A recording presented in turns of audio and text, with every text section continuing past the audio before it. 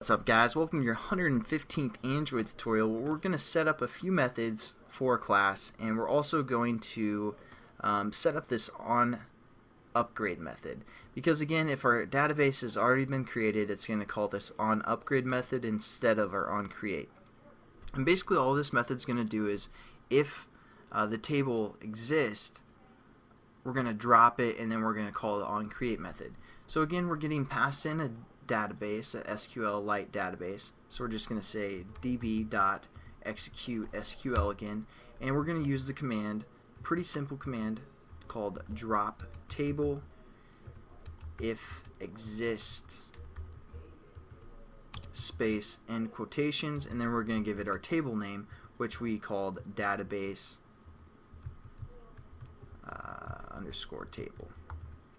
So if our table name exists, it's going to drop it, and then all we have to do is call our onCreate method. So we're going to say onCreate, and we're going to pass in our database. So that's basically going to, upgrade our database. So there we go. Now what we want to do is we want to have this hot or not class have some methods. So when we use it within our SQLite example class, we can just call those methods and it's going to execute everything within this class. So the first method we want to have is we want to be able to open our database so we can write to it, and then we're going to have a close method that will just close our database. And basically we're going to reference, just so you guys know which variables we're using, we set up this database helper type variable called rHelper, which again is just this class here. So we're going to reference that. We're going to give it the context that's being passed in, which we set up here in our constructor. So those are the two variables that we're going to use to open, just to let you guys know. So let's get into it. We're going to say public, and then we're going to say our class name, which was called hot or not, and we're going to say open. Alright, so we created our open method, and then we're just going to hit enter, and it's giving us an error because we need a return statement of some sort. So what we're going to do now is set up our database variable that we created, again public or private up here, to equal something. So we're going to say rHelper, and we're going to set this equal to new DB or database helper. And we need to give it something within its parameters.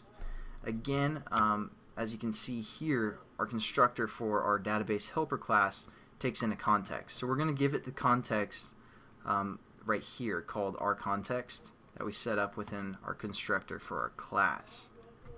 So we're just going to say rContext. And then finish our statement. That's going to again pass in just our information here, get everything set up with our database name, the version. So it's just going to get everything set up for the most part. Now what we also want to do is we want to set up this variable called our database, which again is SQLite database type. So what we're going to do here is we're going to say our database is equal to basically our helper that we just set up. So we're going to say our helper dot get, and you can see we can either get readable or get writable. So we could have set, instead of open, we could say write or something like that, more specific method. But we're just going to say get writable because if we can write to it, we can also, for the most part, read it as well. So basically, just kind of overview what we've done. We have this helper from our database helper class. It's just going to give it a new instance of that object, passing in the context of whatever is being passed into our hot or not class. And then what we're going to do is we're going to set up our database and we're just going to get the writable database. So it's going to basically open up our database through our helper.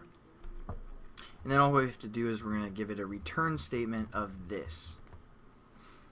So that's basically it for this tutorial.